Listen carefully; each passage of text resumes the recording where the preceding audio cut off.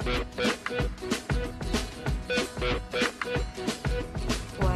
I met you, I didn't know what to do. I was tired, I was hungry, I tried.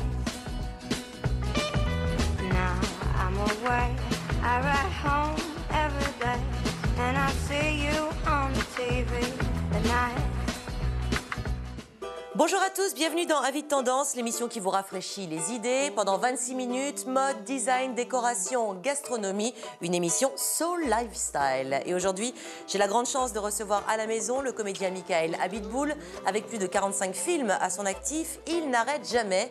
Et d'ailleurs, on peut le retrouver en salle depuis mercredi dernier dans le film 20 ans d'écart aux côtés de Virginie Efira et de Pierre Ninet. Ah, je crois qu'il arrive.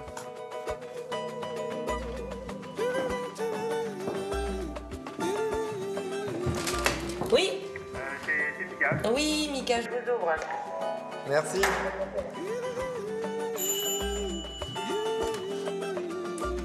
Bonjour Mickaël. Bonjour. Comment ça va? Très bien. Merci d'être venu Bah, jusqu'à la maison. Merci de m'accueillir. Sympa. Je fais des avis. Ouais. Enfin, une partie. Check. Hop, je vais prendre votre manteau. Merci. Alors, qu'est-ce que vous voulez boire? Je vous offre un petit truc. De l'eau, c'est bien. De l'eau. Allez vous installer dans le salon. J'arrive tout de suite, Mickaël. Bon, ça va bien? Oui, ça va bien. Je vais me mettre là. Comment ça se passe le film? Ça se passe plutôt bien. C'est le début en même temps. Mais je crois que ça se passe très bien. Non, il est très sympa, hein, vraiment. J'ai eu la chance de le voir. Et c'est vrai qu'on passe un bon moment. Ouais, je l'aime beaucoup aussi. Merci. Voilà votre petit verre d'eau avant de passer aux choses sérieuses. Vous êtes prêts? Tout à fait prêt. Je me ramasse et je suis prêt. C'est parti. Alors Mickaël, lorsqu'on s'intéresse un peu à votre filmographie, on se rend compte que vous avez tourné dans plus de 45 films avec les plus grands réalisateurs. Ça va de Lars von Trier à Miller, Klapisch ou encore Haneke. C'est un sacré casting de réalisateurs, dites-moi. Ouais, ça a été vachement de rencontres inattendues, assez folles parfois. Lars von Trier, c'était... Ça devait être dingue. Ouais, c'était dingue. Alors, on a eu le plaisir de vous découvrir à l'affiche du film de Brigitte Rouen, Tu honoreras ta mère et ta mère. C'était il y a quelques mois. Vous interprétiez le fils, l'un des 4 fils de Nicole Garcia. Ça a dû être une expérience incroyable. C'était le bonheur parce que chaque jour, il y avait Nicole, qui a été une mère pour nous sur ce tournage. Bienvenue. Allez, il y a tous. Il y a tous. Il y a tous. Il est où, Fabien? Ah, maman. Faire du méton. Je viens de trouver du boulot. Me dis pas que t'es intervenu. Non, pas beaucoup, pas beaucoup. Tu peux pas t'empêcher, hein. C'est plus fort que toi. Non, mon lapin. Et c'était bordélique parce que c'était la Grèce, parce que c'était une île, c'était une maison qui était, je pense, à l'endroit le plus venteux de l'île. Donc, régulièrement, on disait à Brigitte, mais c'est compliqué de jouer ça, on s'entend pas. Elle disait, non, mais j'y tiens, c'est l'endroit où... Et on le faisait, c'est un film choral, c'est son univers, et il n'y avait qu'une façon d'y aller, c'était de l'accepter. Et c'était de l'écouter, voilà. Ouais. On vous retrouve aujourd'hui aux côtés de Pierre Ninet et de Virginie Efira dans le film 20 ans d'écart. C'est l'histoire de quoi? Une histoire d'amour, une histoire de femmes cougars qui cherchent l'amour? Ouais, c'est une histoire d'amour, c'est une comédie romantique, c'est un film joyeux, hyper vivant. Et ça a été des jolies rencontres avec Virginie et Pierre. Moi, ils m'ont vachement impressionné. Pierre, il a 20 et quelques. Il a une grande maturité, déjà. C'est un super camarade, de jeu, de plateau. Ouais, j'étais assez admiratif. Oui. Mother, I'd like to fuck. Hein? Mother, I'd like to quoi? Tu veux que je me tape un gosse pour le faire plaisir? Tu vas faire croire que tu te le tapes. Nuance.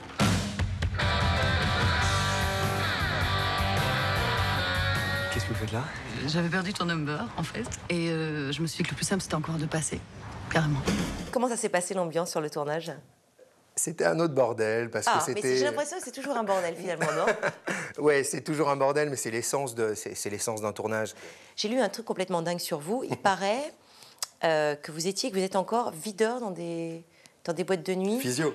Oui, et c'est pas pour gagner de l'argent, c'est pour apprendre à dire non. Non, c'est pas vrai, ça. Non, c'est un mélange de choses. Socialement, c'est un microcosme fou. C'est absurde, en plus, comme endroit. C'est une régulation de porte, c'est rien d'autre. Mais ce que les gens projettent dedans, l'attente, Ouais, c'est fou. Un peu le Messi quand même, hein, quand on est physio. Hein. Est-ce qu'à Avignon, vous l'avez fait, par exemple, lorsque vous jouiez au théâtre là-bas? Vous faisiez Non, physio je- de temps en temps Non. La carrière Boulbon, là, vous aviez un spectacle, je crois, qui durait plus de 5 heures. Est-ce que du coup, ça vous a laissé du temps à l'époque d'aller vous balader un petit peu à Avignon? Est-ce que vous connaissez Avignon? Ouais, je connais Avignon. C'est une ville assez étonnante. Ouais. C'est vrai? On s'y perd facilement.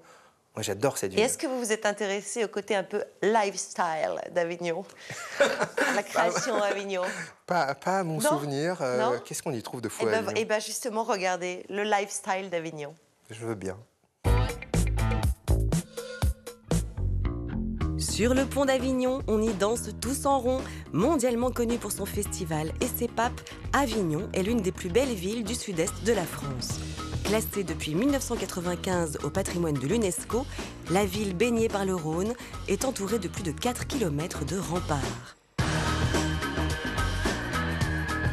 En son cœur, à côté du Palais des Papes, le berceau de la cité, le Rocher des Dômes, d'où l'on peut découvrir le paysage grandiose de Villeneuve et de la vallée du Rhône.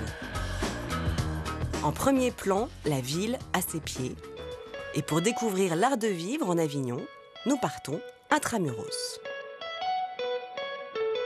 Rue des Teinturiers, place à la couleur, plus précisément au rouge violacé tiré de la semence du sésame.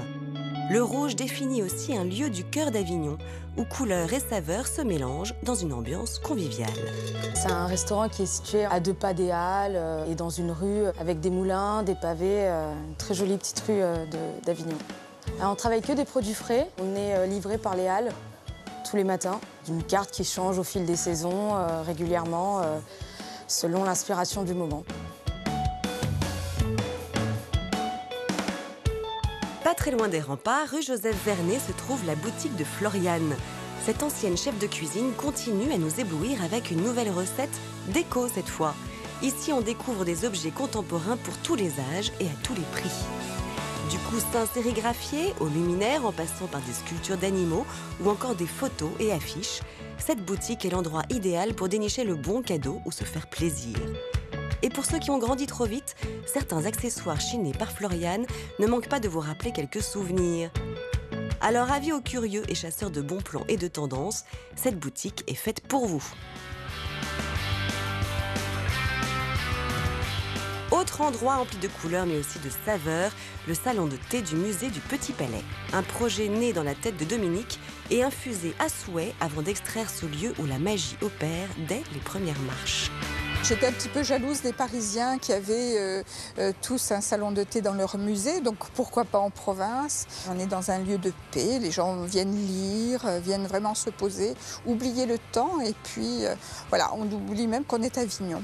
Le thé que je préfère, c'est celui que j'ai créé pour l'ouverture qui s'appelle Le Petit Palais, voilà, qui est très fleuri et fruité en même temps, sur une base de thé vert avec des framboises, de la rose, un thé très suave.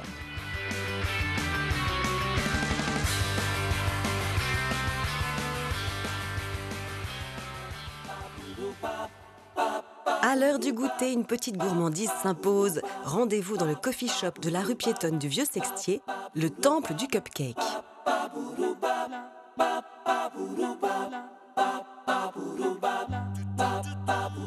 Avignon, ça a été tout naturellement. On a vraiment recherché une rue piétonne agréable. On pouvait ouvrir la porte toute la journée et accueillir les clients avec une belle terrasse. Donc voilà. La mode du cupcake, je pense que c'était voué au succès dans le sens où les cupcakes, c'est petit, c'est coloré. Et comme les macarons, ça plaît. Et dès que c'est en vitrine, c'est irrésistible. On propose un large choix en fait, de pâtisseries et il ne faut pas être au régime en fait, en rentrant chez nous.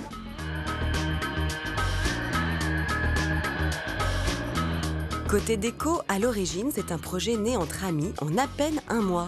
Il y est question d'images et de trouvailles vintage. Un vrai coup de cœur qui mérite un coup de projecteur. Daniela est guide internationale et photographe, donc elle traverse une partie du monde où elle fait beaucoup de photos. Donc là, dans la galerie, on peut trouver des photos qu'elle a réalisées sur les 2 dernières années. Et on trouve donc des objets et du mobilier vintage des années 50 à 70. Ce lieu, pour le définir, on dit que c'est un lieu unique, parce qu'on est les premières à l'avoir créé. Il n'y a pas d'autre lieu comme celui-ci à Avignon. Un lieu de partage, Voilà, parce qu'il a été fait à deux et il est vraiment fait pour et vers les autres. Un lieu où les gens viennent retrouver ou des souvenirs, ou se créent des souvenirs. Et puis on nous apporte beaucoup aussi de l'extérieur. Et un lieu de vie. Et un lieu de vie, vraiment, par-dessus tout. Et je vous assure que quand Daniela est là, c'est un lieu extrêmement vivant. Bénédicte a une double casquette puisqu'elle est aussi la blogueuse référence en matière de bons plans sur Avignon. Elle nous dit pourquoi cette ville est si cool. Les acteurs qui font cette ville sont extrêmement nombreux et très passionnants. Et puis c'est une ville magnifique, donc on va dire qu'on a un cadre sublime et que la peinture qui s'y fait à l'intérieur est tout aussi extraordinaire. Donc c'est une ville très riche. De toute façon, il faut passer par Avignon. C'est une ville incontournable.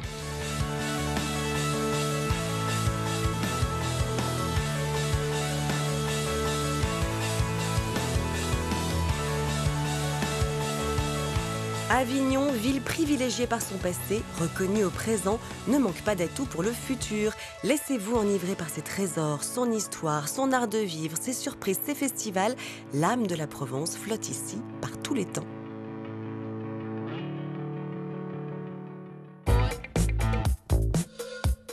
Ah, je suis sûre que vous n'aviez jamais vu Avignon comme ça. Hein. Non, jamais. Et alors aujourd'hui, est-ce que vous avez le temps de voyager? Dès que je peux. Oui, et vous allez où? New York, dès que je peux. Comme plein de gens, c'est l'endroit que je préfère au monde. C'est l'endroit où je me sens chez moi. J'ai rien d'américain. C'est fou. C'est une ville qui vous parle, qui ouais. vous plaît. Est-ce que vous ramenez un petit peu de chaque endroit avec vous? Est-ce que vous êtes du genre à aller chiner, à ramener un objet ou... Oui, j'ai plutôt tendance, mais en même temps, je me marre toujours. On achète un truc en village vacances, on a l'impression de sauver le tiers-monde. J'ai toujours cette bizarre impression. Mais oui, je ramène des trucs parce que il y a un côté enfantin chez moi d'accumulation de jouets. Et du coup, ils sont exposés où chez vous? Partout où je peux, sur des rebords, Vous n'avez pas un petit mausolée ou une petite pièce consacrée à... Non? Je vois très bien où vous voulez en venir. Je ne sais pas. C'est-à-dire, parlons-en, allons-y gaiement. Je collectionne les pèses depuis tout petit. Les distributeurs de bonbons, vous savez, avec des têtes rigolotes qui s'ouvrent et qui donnent des bonbons. Et j'ai donc une étagère de ma bibliothèque qui est aussi fournie en livres, de pèses, oui. Avec pas loin de 400 pèses. Vous les avez tous? Non, je ne les ai pas tous. Si vous avez croché... Ah. Alors, est-ce que celui-là, vous l'avez? Je l'ai, mais merci. Mais il est pour vous. Je le prends, mon fils qui a... Oh, il y a des bonbons. Mon fils qui a commencé sa collection de pèses sera ravi de... On trouve où des pèses partout? Beaucoup aux États-Unis, à New York, il y en a plein. J'ai failli racheter un jour la collection de pèses de Billy Crystal. Ah oui, parce que vous êtes nombreux. Ouais, j'ai appris que ça s'appelait des pèses aides, les collectionneurs de pèses. D'accord. Là, on est parti sur un sujet qui est intéressable pour moi. Et vous voulez manger? Non, j'ai eu une overdose. Là, je l'ai mangé, ça faisait très longtemps que je n'en avais pas mangé. Je suis extrêmement gourmand. J'ai un potentiel de gourmandise incalculable. Alors, il y a le sujet qui va venir va vous plaire. Il va réveiller le côté féminin qui sommeille en vous, puisque je vous propose de découvrir des recettes pour voir la vie en rose. Oui. Allons-y. Pour oublier la grisaille, pourquoi pas un menu rose? Rose comme la glace à la fraise, le gazpacho de framboise, un velouté de betterave, du tiramisu à la rose. Tous les plats du menu rose sont emballés dans des barquettes à emporter pour cuire à la maison. Le rose peut aussi se décliner en vert, en rouge, en jaune. Alors direction l'atelier Cook & Go pour des gourmandises tout en douceur. On va vous préparer un menu froufrou doux comme un nuage. Mais quels sont les ingrédients pour une vie en rose? On a la betterave, donc la betterave crue, qui a un colorant naturel notamment. On peut faire plein de colorants. Si on la mélange avec de la crème, ça fait plus rose. Si on veut la garder totalement rouge, on la mixe simplement cuite. De la purée de framboise. Donc la purée de framboise apportera toujours la couleur rose, la couleur rouge. La carotte, on partira plus sur l'orangé, mais bon, toujours très coloré. Mais aussi du saumon, des litchis, du gingembre pour le piment de la vie et de l'eau de rose pour la poésie. Romantique, rêveur, amoureux ou tendre, c'est parti pour un repas de volupté. Un menu très girly, donc voilà, c'est pour ça qu'on a choisi ça avec ma mère, tout simplement. C'est une bonne occasion de cuisiner en couple, ça pourra nous servir pour plus tard. Première étape, concocter le poisson en ballotine, couleur layette, comme du chamallow. Et on va pouvoir faire la farce qui va à l'intérieur. On va commencer par peser notre fromage frais. Du fromage blanc à mélanger avec des jaunes d'œufs, de la fécule et surtout de la purée de betterave. La betterave colore énormément. Vous voyez bien, hein, quand vous coupez la betterave, vous avez les mains roses après, votre ustensile de cuisine risque d'être rose aussi. Avec tout ce rose, le poisson se roule ensuite dans un film alimentaire.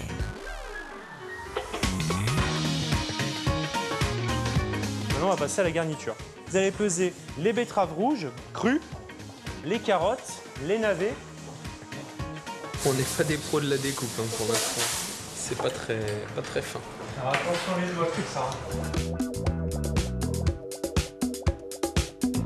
Les légumes cuiront en papillotes à agrémenter avec une sauce composée de yaourt, vinaigre balsamique et purée de betterave. Tout le monde suit? Non, on est en retard. On continue quand même avec l'entrée, un samosa qui est également farci. À quoi? On a émincé des brocolis, on a coupé en petits dés le saumon, on a ajouté de la crème épaisse, de l'huile de sésame et du gingembre. Je travaille beaucoup le gingembre, mais pas pour cette recette-là. Quelle couleur est-ce qu'il prend quand il est confit? Rose. Non, c'est pas encore vraiment rose.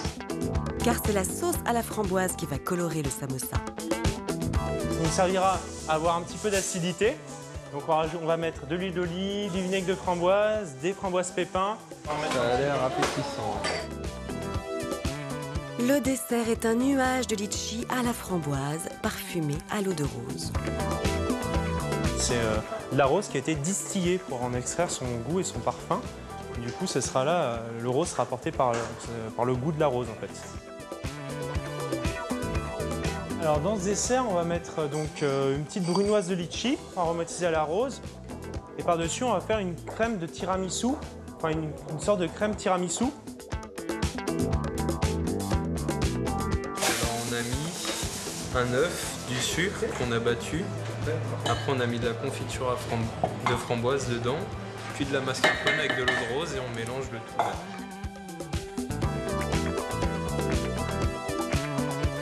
On a goûté la crème à la rose, mais on a peut-être mis un peu trop de rose justement. C'est un peu mousseux et ouais, ça a le goût de l'eau de rose en fait. C'est ça. La crème et les litchis sont recouverts d'un crumble cacao. Beurre, sucre et poudre de cacao. Donc vous mettez les mains dedans et vous émiettez le beurre dans la poudre jusqu'à avoir une consistance un peu de muesli. Un peu collant. Ça va. Voilà, le menu rose est terminé. Ne reste plus qu'à trouver les serviettes assorties. Bah là, on va déjà le goûter rapidement. Après, je sais pas, peut-être avec des copines. On n'a pas une date précise. Lorsqu'on aura envie de passer une journée en rose. Lui, c'est bien rose. Ouais. Bah, on a la sauce qui est bien rose, le poisson qui va l'être aussi. Donc, ouais, c'est la viande rose.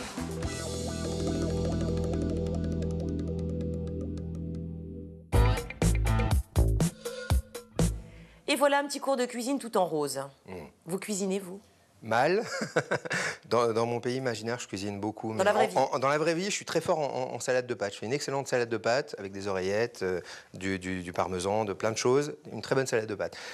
Après, le reste est beaucoup plus mystérieux pour moi. Mais vous aimez manger? Oui, j'aime beaucoup manger. Il y a un plat qui vous a traumatisé quand vous étiez enfant ou pas? Parce qu'on en a tous un, forcément. Non, moi j'en ai plein. J'en ai plein. Petit, par esprit de contradiction, j'ai décidé de ne pas manger de trucs qui commençaient par C. D'accord, carottes, céleri. Carottes, céleri rémoulade, et pas de trucs qui commençaient par un nom ridicule. Aubergine, courgettes. Donc, et le jeu s'est installé et du coup c'est resté. Donc vous mangez des pâtes, c'est ça? Non, je mange plein d'autres trucs. Après, c'est comme les verbes irréguliers, on peut faire des exceptions au chocolat, tout ça. Et alors, question mode, est-ce que vous vous y intéressez? Oui. Qu'est-ce que vous aimez? Pour moi, c'est un truc qui est en perpétuelle évolution. Je crois que j'avais un goût très, pas tapageur, mais plutôt voyant il y a quelques années. Et plus ça avance, plus je vais j'ai l'impression, comme beaucoup, on va vers plutôt une épure. C'est quoi la pièce incontournable pour vous? Mon côté enfant dirait un bon Teddy, mais dans la réalité, c'est un bon jean. Votre tenue de tous les jours. par exemple? Pas loin de celle-là. Merci beaucoup, Michael. Alors, je rappelle qu'on peut vous découvrir sur les écrans depuis 2 jours dans le film 20 ans d'écart, aux côtés de Virginie Efira et de Pierre Ninet, que vous avez également plein d'autres projets. Je vous souhaite bonne chance. Ah, et que là, j'entends Oscar. C'est moi, j'arrive. Qui arrive. Vous connaissez ou pas? Mais non, Bonjour, Michael. Bonjour. Oscar, je suis Comment ravi ça de va vous avoir. Bonjour, ça va, Sandrine? Que tu es beau. Alors, tu nous parles de quoi aujourd'hui? Aujourd'hui, on va parler d'un style un peu rétro. On va parler de nos petites mamies, nos grands-mères. C'est la tendance mamie? C'est la tendance chez les jeunes, attention. Ah oui. Donc, la tendance mamie. Oh, oui, j'aime pas trop cette tête, Sandrine. Ah non, mais enfin, c'est particulier, non. Bon, expliquez-moi. C'est une tendance qu'il faut prendre déjà avec humour. Ah, j'en ai pas. Et on va parler et ça intéresse surtout les jeunes, Sandrine. C'est peut-être pour ça que vous n'aimez pas. Ah bah, mais tout de suite, on va regarder le micro-trottoir pour voir ce que pensent les gens de cette tendance. Je crois que vous avez raison. Pas d'humour, moi.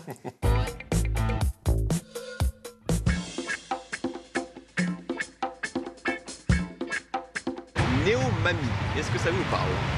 Néo-mamie. Non. Néo-mamie. Ça veut dire quoi? Comme les Égyptiens. Comme les Égyptiens? Oui, c'est-à-dire mamie. Non. Ah, pas mamie. Non. Mamie, comme une grand-mère. Mais oui, c'est les mamies de l'aquagym qui viennent et qui veulent un maillot aquaforme parce qu'elles font de l'aquabike ou des trucs comme ça. C'est les mamies en forme qui sont sportives, dynamiques. Voilà quoi. Qui s'habillent bien, qui sont... qui mettent du rouge à lèvres rose. Qui sont super bien habillées. Quand elles marchent droit, elles marchent pas sur le côté, elles ont pas de canne. Avec des petits talons. Exactement. Des petites ballerines aussi. C'est avec fini le les sabots des mamies, hein. Ça y est, c'est fini ça. C'est fini les petits foulards sur la tête. Non, ça y est, c'est fini. Ah, vous êtes calés sur les mamies, hein. Les gens, ils sont en train de récupérer les choses, les vieilles choses et le mettre en vie. Exactement. Et c'est super sympa. Yes, moi je suis néo-mamie. Elle tricote. Je bois du thé, je tricote. J'aime la tisane. Je sais pas si c'est ça, néo-mamie. Non, moi j'ai jamais entendu parler de néo-mamie. Non, mais lui c'est un néo-papy. Je mets des bretelles. Des bretelles. Ah yeah. Et la petite pince à la cravate aussi. Elle fait ma pub aussi. Voilà. Bon, en tout cas, le style néo-mamie, ça fait parler. Je sais pas si Bien vous avez sûr, ça. hein, oui. Je vous ai ramené une petite planche pour vous expliquer ce qu'est la tendance néo-mamie. Je m'y Écoutez bien. Mais aujourd'hui, heureusement, les designers ont pris ces codes, mais ils les ont un peu mis au goût du jour. Donc, qu'est-ce que ça donne à l'intérieur, mamie? Du canevas, bien sûr, de la dentelle, de la broderie, des petits accessoires comme ceci. On va reprendre justement, on va jouer beaucoup avec les fleurs. Puis, il y a des icônes, hein, comme Lily Allen. Il y a le retour des lunettes. Et puis, il y a également, alors, cette tendance du tricot. Je ne sais pas si vous connaissez le round bombing en anglais, qui signifie, en fait, c'est le street tricot. Et en fait, c'est des bandes de filles qui vont, en fait, tricoter. Elles vont tricoter les bancs, elles vont tricoter les arbres, etc. Quand je disais les lunettes, moi, je trouve qu'elles sont super rétro, elles sont quand même super sympas. Je sais pas ce que vous en pensez. Elles sont belles. Moi, je les aime. Ouais, elles sont sympas. Donc j'ai déniché ça chez des créateurs, hein, dans des boutiques un peu branchées, comme quoi il n'y a pas besoin d'aller piquer ça à nos mamies aujourd'hui. Puis ça, vous allez aimer, Sandrine, je suis sûr. Ça vous va... Comme un gant. Comme un gant. C'est une créatrice qui fait ça, qui avait fait une collection même pour une grande enseigne. Comme quoi, c'est vraiment très, très branché. On va retrouver de la vaisselle. Alors la vaisselle, pareil, on va emprunter les codes des mamies. Pas tout, mais je m'intéresse. Merci, Michael. Je serai assez pour les chats. J'ai vu le vélo en tricot, ça je prends tout de suite. Je prendrais bien vos bretelles aussi. Je me suis mis une tenue un peu adéquate. Une tendance papy, hein, non, c'est ça? Tendance vintage. Cravate et bretelles. Voilà, cravate et bretelles chinées. Mais ça vous va très bien. Merci, Sandrine. Alors, au niveau de la vaisselle, vous voyez, c'est comme des pochoirs qui vont reprendre des fleurs anciennes. Donc, il y a un côté mamie, mais moderne. C'est le néo-mamie. Ce petit crochet vert, c'est ça. Qu'est-ce que c'est que ça? Alors, c'est une lampe design. C'est fait par des designers. En fait, ils travaillent avec un collectif de mamies qui vont vous tricoter votre lampe ou votre chaise. Et même les bouillottes, on va les customiser dans un esprit un peu mamie. Vous êtes très bouillotte, vous, je pense, non? Je suis absolument pas bouillotte. Mais si, je suis sûre que vous êtes très bouillotte, Michael. Je suis à la fois médusée et en même temps intéressée par tout ça. Ouais.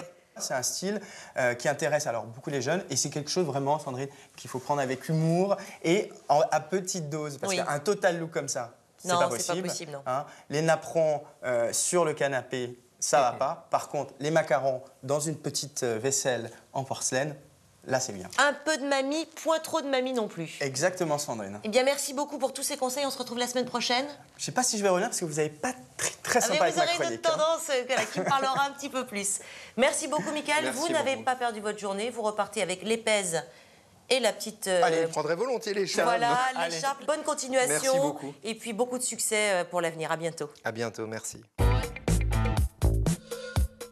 Allez, c'est l'heure de mon agenda lifestyle, histoire de découvrir toute la tendance de la semaine et de rien rater.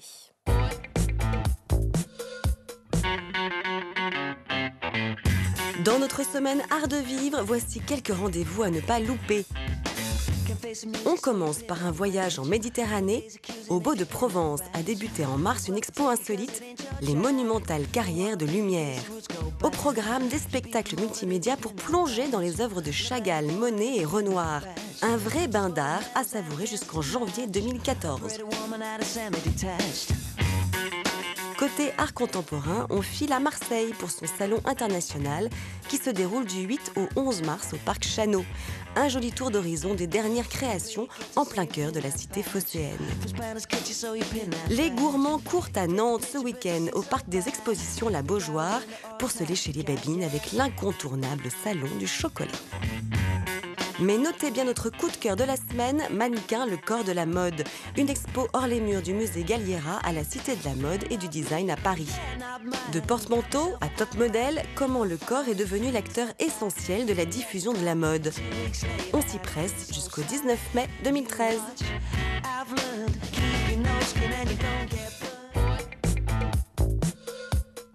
Et bien voilà, Avis de tendance, c'est maintenant terminé. N'hésitez pas à aller faire un petit tour sur le site stylia.fr pour retrouver toutes les informations. On se retrouve bien sûr dès la semaine prochaine avec un nouvel invité. Et en attendant, portez-vous bien, je vous embrasse. Bye bye. And everybody's gonna die.